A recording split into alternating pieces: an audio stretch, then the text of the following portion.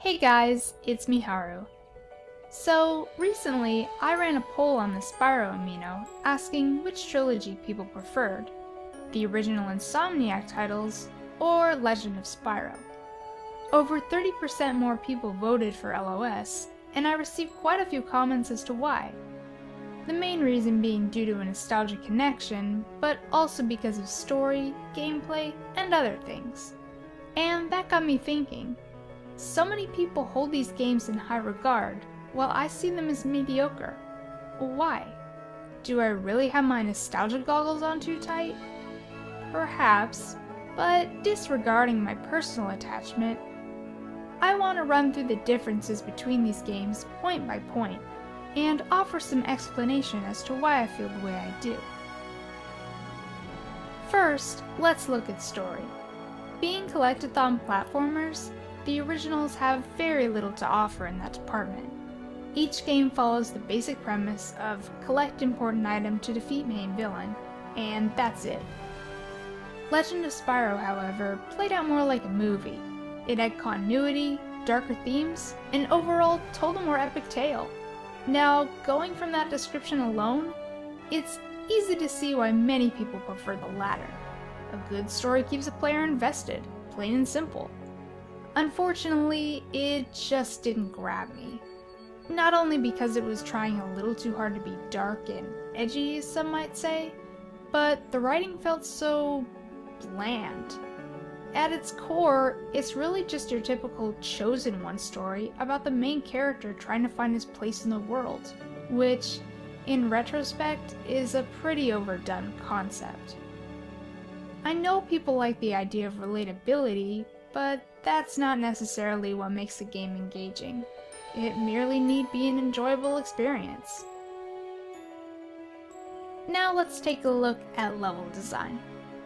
Most worlds in the original trilogy were fairly linear, and had a different theme with enemy types and NPCs unique to that area. Legends worlds, while aesthetically pleasing, lacked that variety, meaning most of the time it seemed like I was fighting the same enemies over and over, and in some cases felt a little too open, making it difficult to pinpoint your objectives. One of the biggest differences, and something I take quite an issue with, is the music.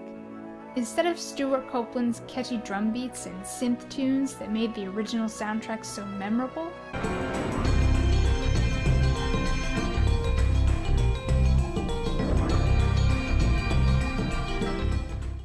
Legend gives us grander, more orchestral pieces that sound like they belong in a film.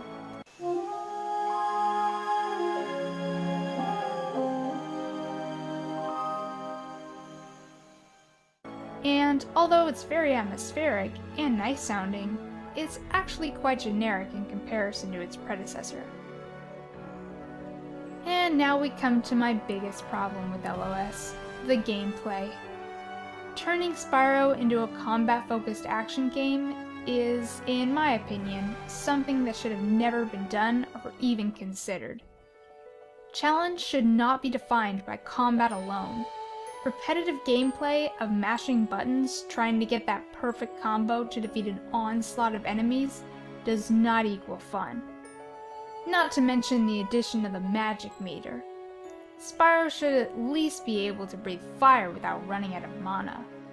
It's these little things that make the game so needlessly difficult, tedious, and annoying. I definitely don't feel the same sense of accomplishment I do by, say, discovering a secret area via a leap of faith, pulling off a complicated supercharged jump, or beating Hunter at one of his stupid minigames. A little variation can be refreshing, and I think that's something a lot of people are missing out on these days. That being said, there were aspects of Legend that I liked, mostly in Dawn of the Dragon, aka the only one I've completed fully.